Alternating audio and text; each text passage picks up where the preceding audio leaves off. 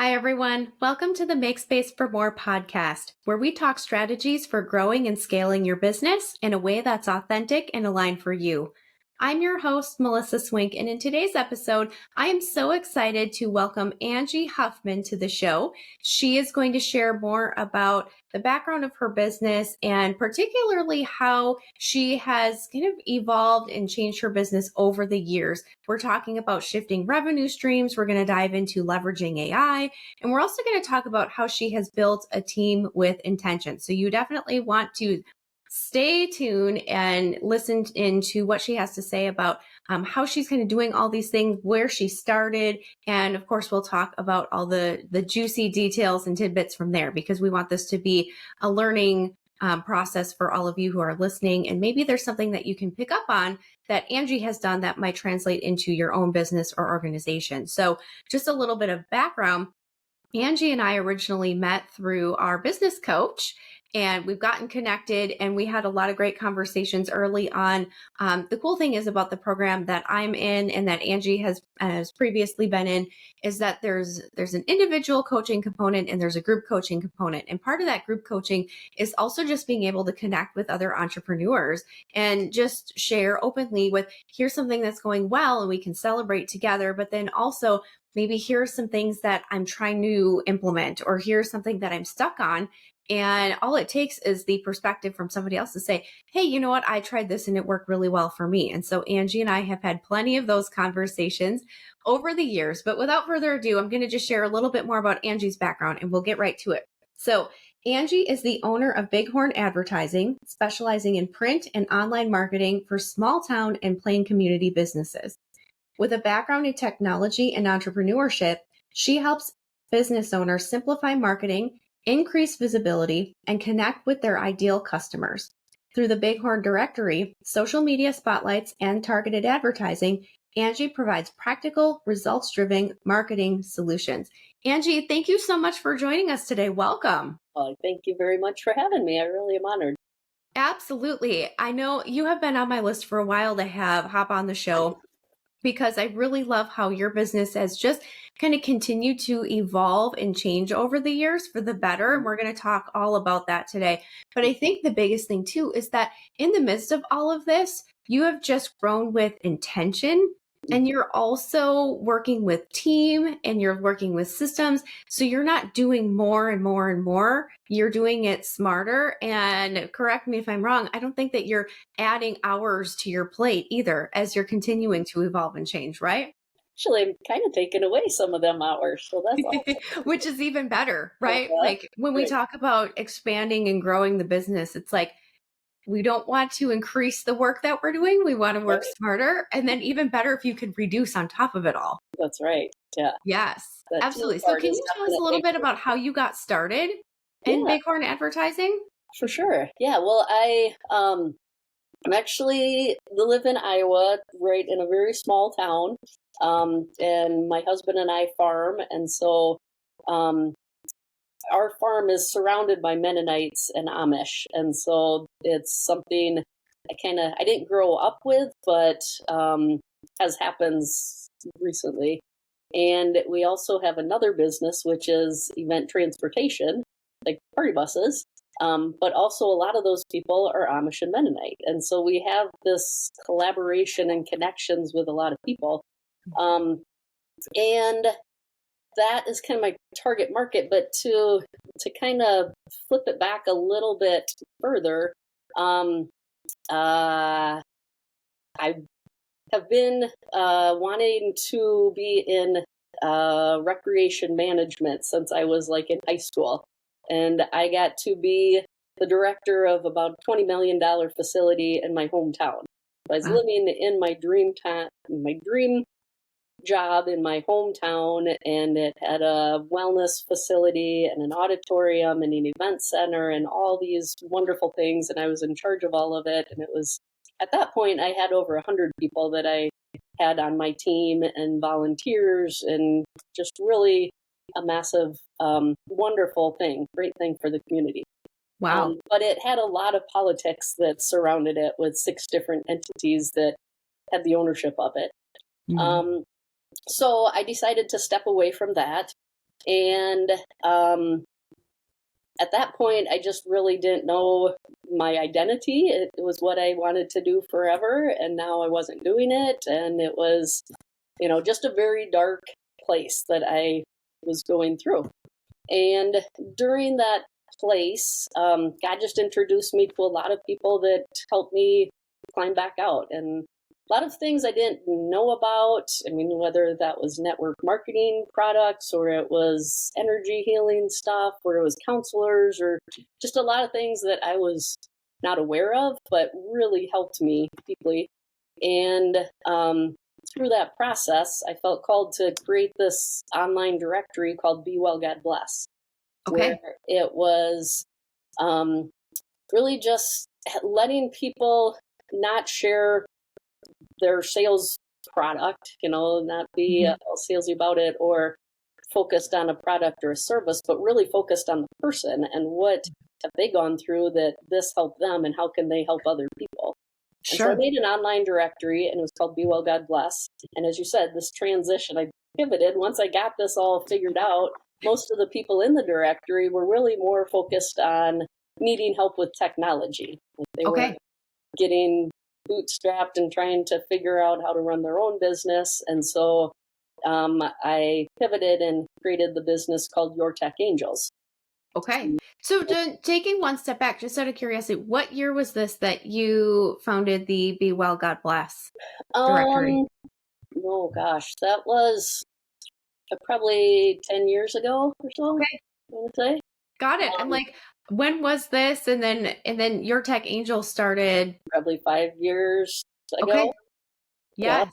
Yeah. And so that one, I would really research and dig deep into softwares and finding softwares that were very easy to use. The people that I was working with were very low tech, like teaching people how to copy and paste with their mouse. And Sure. Yes.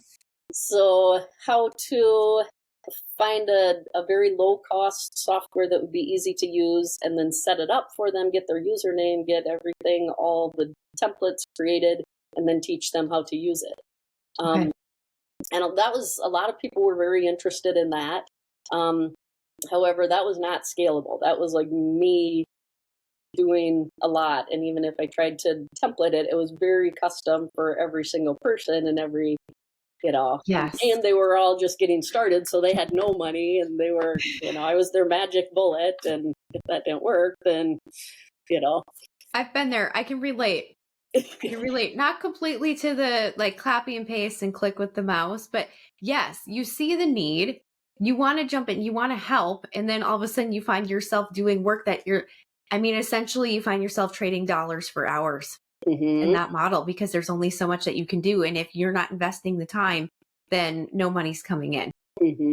Yeah. Yep, exactly. Yeah, been there. Yeah. So lots of time. And then I went to a sales camp in person, and we needed to bring a chicken list of people that we wanted to call. And during that day, I called a person that had a magazine, and it was just beautiful. I loved it. And I wanted to see if they wanted to partner together because I knew how to make an online directory. So I said, how about I make an online directory and you offer it to the people that are in your magazine? And we could partner together. And so that was right. It was before COVID because we were in person with that meeting. But when we actually got to sit down, it was like the day that COVID started. We planned to meet in the coffee shop, and she got to town, and the coffee shop was closed. So she came. Isn't that funny? Not going down a rabbit hole, but everybody remembers when COVID first hit their town. They know exactly where they were. Yeah. Yes.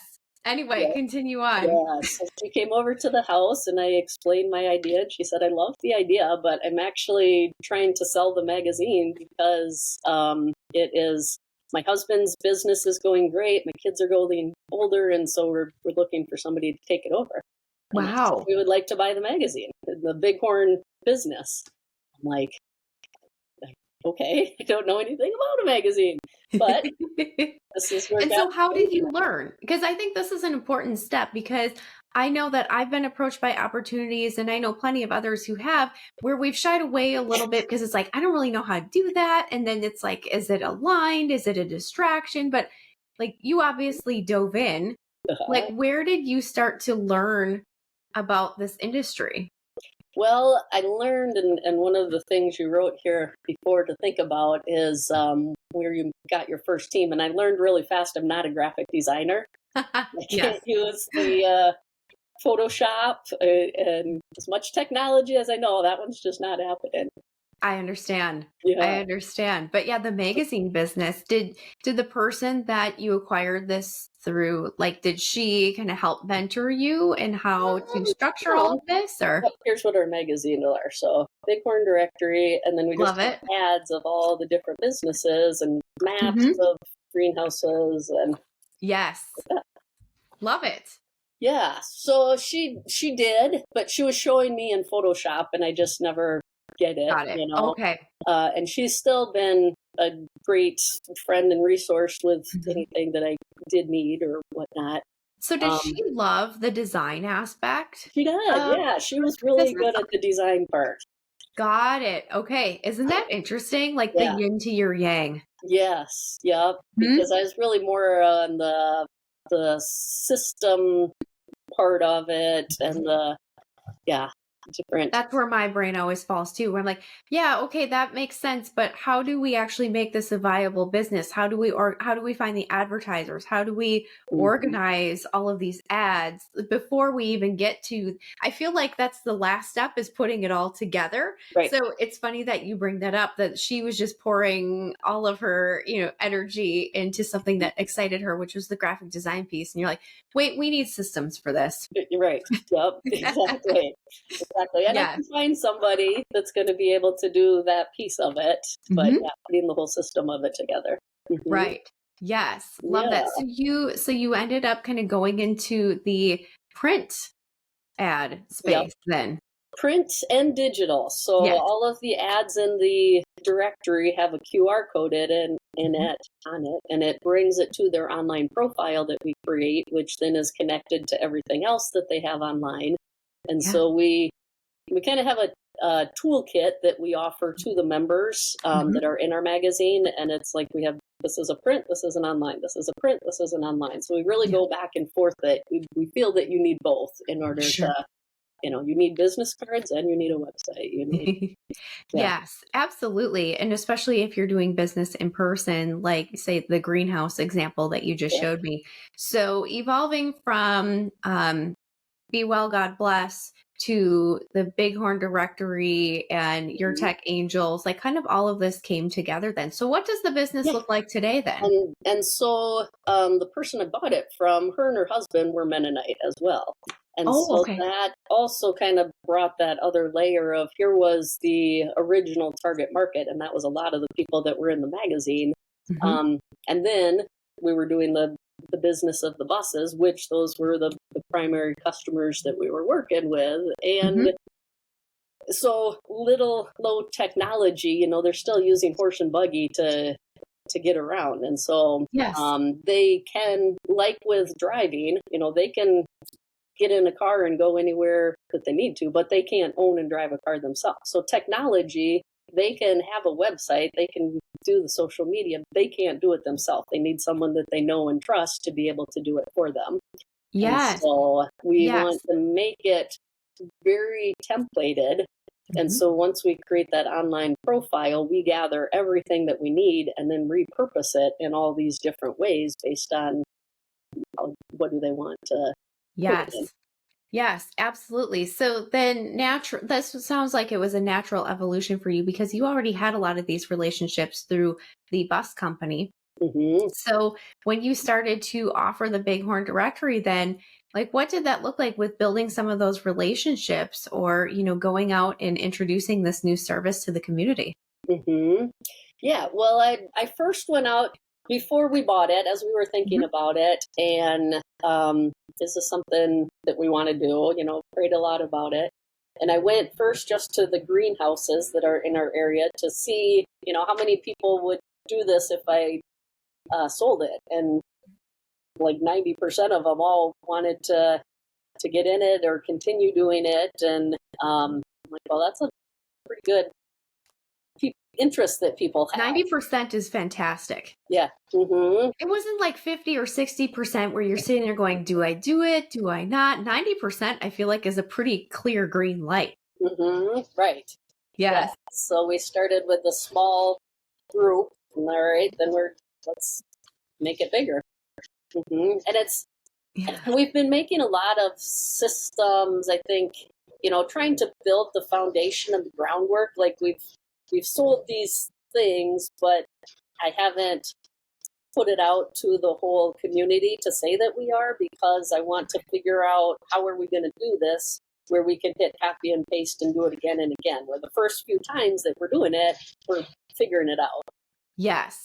Yes. I remember you telling me about this in some of our previous conversations is, yes, I want to roll this out to the masses, but I think we're going to focus on this one area first. Mm-hmm. And we'll refine our process and, learn as we go. And then we'll be able to handle, a larger directory next time. Right. We talked about that.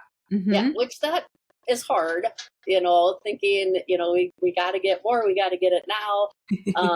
And just, my husband and, bringing on team and not having lots of income coming in, how is this all going to flow? But I think take that time to be patient and to get the system in place so that you have that strong foundation it can grow on, where if it's so shaky, once it starts building, it's just going to all collapse. And then you got to try to fix it while you got even more people there. Yes, absolutely. So just to clarify and kind of bring this full picture, then, revenue streams today primarily look like membership. That's really the bottom line. Well, we actually just have launched our membership in the last month, I guess, or less than. Ad sales for the magazine, and then it was the custom projects. But now we've kind of flipped everything. So it's membership, which includes the magazine ad, the online profile. And then once you're a member, you have access to have this toolkit of items, and then you pick and choose which ones you want. Got it. Okay. Okay. So as you say, revenue streams, they switch, they change, and yep, we're in the switch.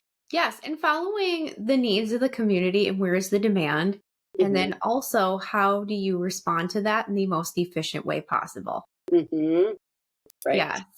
Yeah. I love that. So then you've obviously been leveraging a lot of tools. I want to talk about team as well, but you've been leveraging a lot of tools and technology in order to make this as efficient as possible, which is something that I talk about a lot on the show. Is when we're talking about, making space for more, we want to get clear on, what we need to be doing, what we want to be doing first and foremost. And then we want to look at, what just doesn't make sense to offer anymore as a second step. Third step is you focusing on how do we leverage systems? How do we use automations?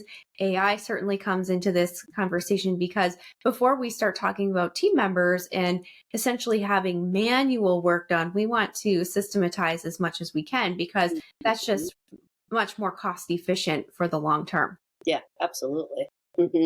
Yeah. So how have you, I know we talk a lot about, how you use AI with your clients as well. Yeah, I think the phase that I was in of Your Tech Angels really was helping me more than it was helping the clients I was helping, because I just dug so deep into so many different softwares that I can hop in one and get around really quick and really, because I had so much time just focused on how do you use software and setting up the software and doing that. And I think you used yourself as a guinea pig, though. Oh, for sure. I always tend to do that. Like whatever I need, I figure somebody else is going to need. Then I figure out what's the easiest way for me to get it done for me. And then I just say, all right, we're going to do it that same way for everyone else. Like now that I've done it for myself, it's not figuring it out. I figure it out on me. Yes, absolutely. Like on your dime as well. Right. Well, yes, absolutely. So you've been testing systems. Right. And the AI has changed everything for me.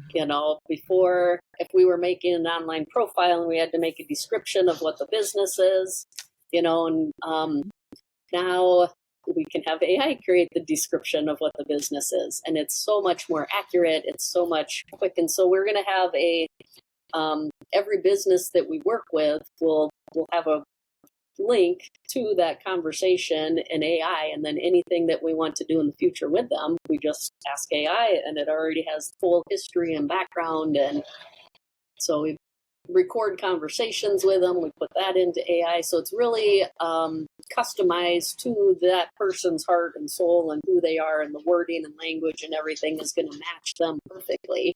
Yeah. And so we just will have a link that's where we ask our question and we get a custom answer for them. Love that. So I'm just curious, like, what does the onboarding process look like for a customer? Obviously, you're sitting down and having a conversation and learning about their business in their own words, and then you're leveraging technology to accurately describe it, not only in a directory, but also on a website, maybe social media, and really through all the marketing channels. Yep. So we have someone on your team, which I'm very grateful for, that goes through and researches what does this business have online. We create a dashboard with very visual so that they can see what we have for their business. And they can tell us if anything is wrong, because sometimes they don't know what's online about them, or whether it's the content or the images or things that are out there. Or things that are even outdated. Very, yeah. Yes. Yep. I have a friend who's an amazing brand photographer, and she did wedding photos many, many years ago. Like, she does not offer this. She has not offered it for years. And she had all these search results popping up that she was a wedding photographer, which she is not. She just happened to do this one, and it's like following her everywhere. Right.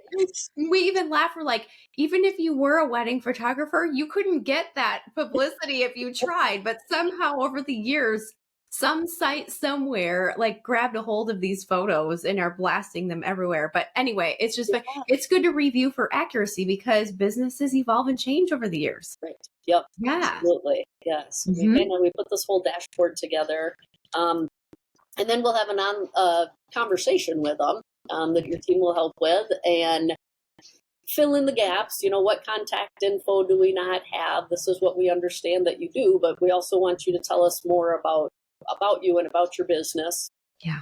And then we take that, put that all into AI. And something that I've also created now, and I did it specifically because this market that I'm working with doesn't have computers. They don't have smartphones. They don't have things that you can't get an app and type something in.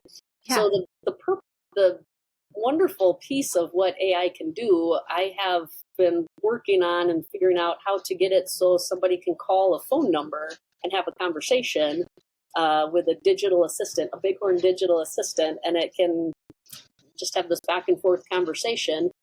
We talk about it and use it so that you can create content. Yes.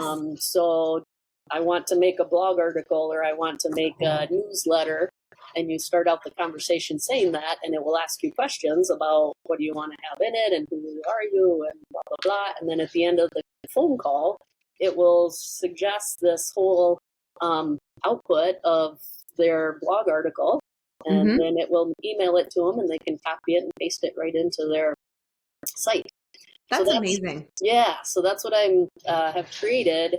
But it's also, just AI. So if you want to ask it, what's the glycemic load of this food? You can ask it that.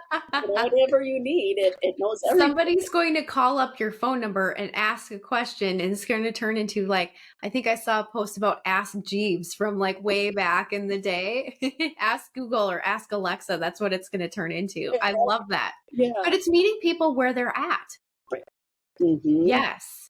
Yes. You've done this so well. So I want to talk about team, because that's been a huge factor of this as well.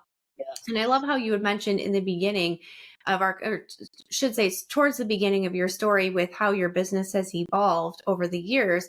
You first discovered, I am not a graphic designer. Photoshop, it doesn't speak to me. I don't understand. This is not my jam. So that was one of the first things that you outsourced. Like, I need to get some help with this. Yep. Absolutely.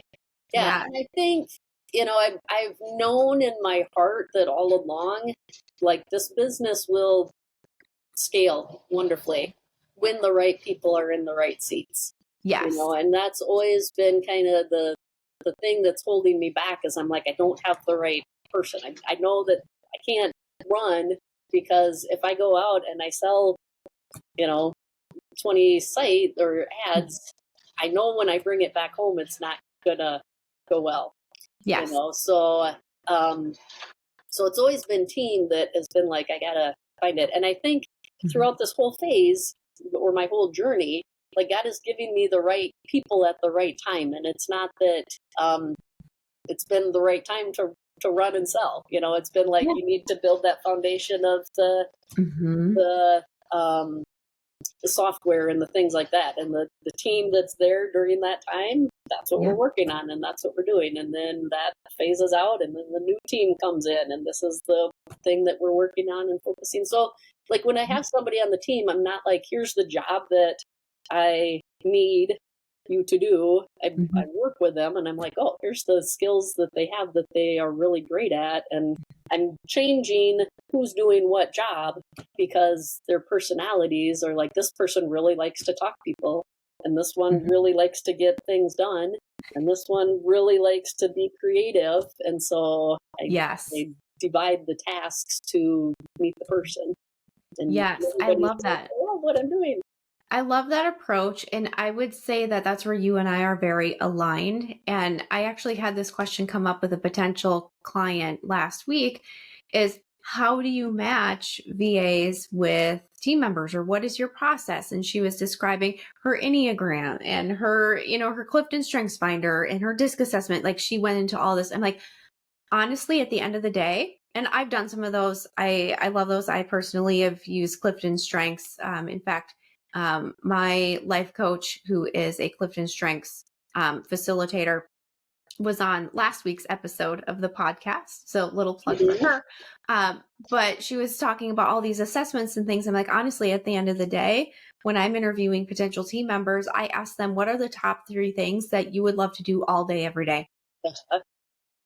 And that's where we start, because when I'm listening to a potential client describing, here are the things that are slipping through the cracks. Here's where I'm really struggling with growing my business or, having that work-life balance I'm looking for. I'm like, oh, perfect. I have somebody who loves to do all those things. Right. And then it's a matter of kind of just fine tuning, into acclimating them to their style and their business and so on. But that's at the core of it is what do these people love to do and where can we plug them in? Right. Yeah. For sure.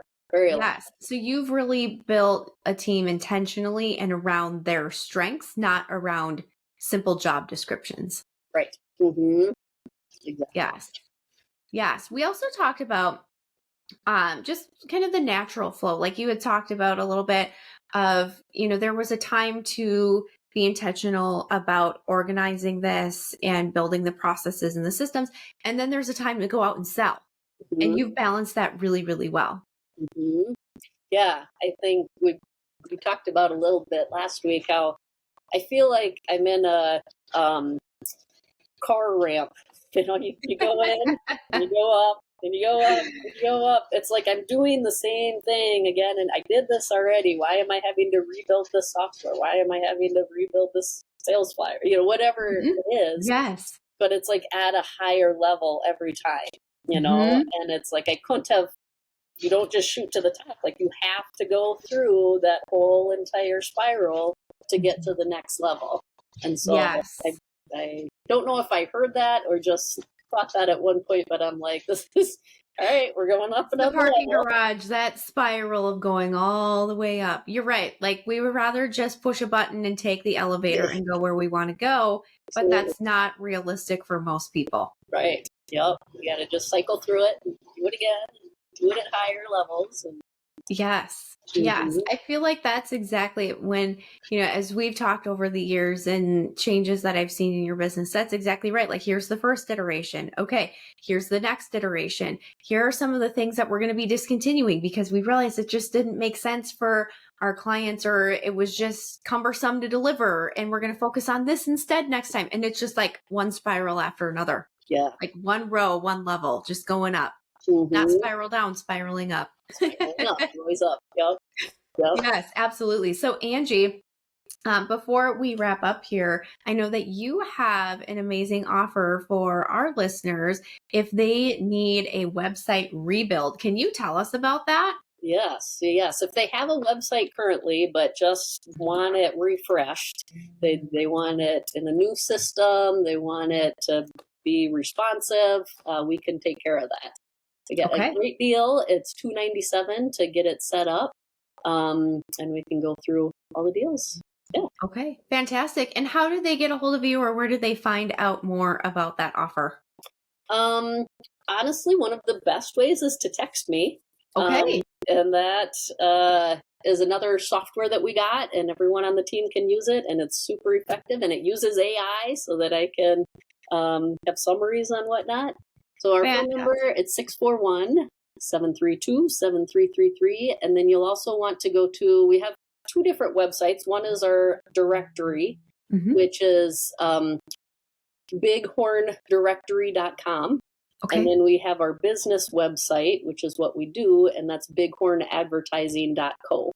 And they both point to each other. So Perfect. So text Angie or reach out on her website if you want to learn more about the website rebuild.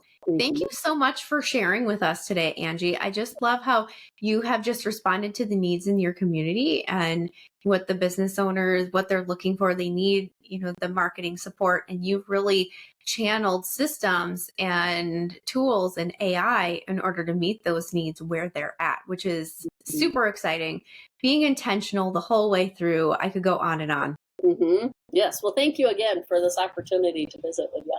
Absolutely. Yes, we always have great conversations. I feel like everybody's just listening in. We're just catching people up to speed. So those of you who are listening, Angie and I have these conversations all the time, or on a regular basis, I would say. Probably enough, I should say. Regularly. And then now we're just getting everybody up to speed, because I just think that every time I listen to her and, what she is bringing to the table is just incredible. So thank you so much for taking the time to share with us. Thank you.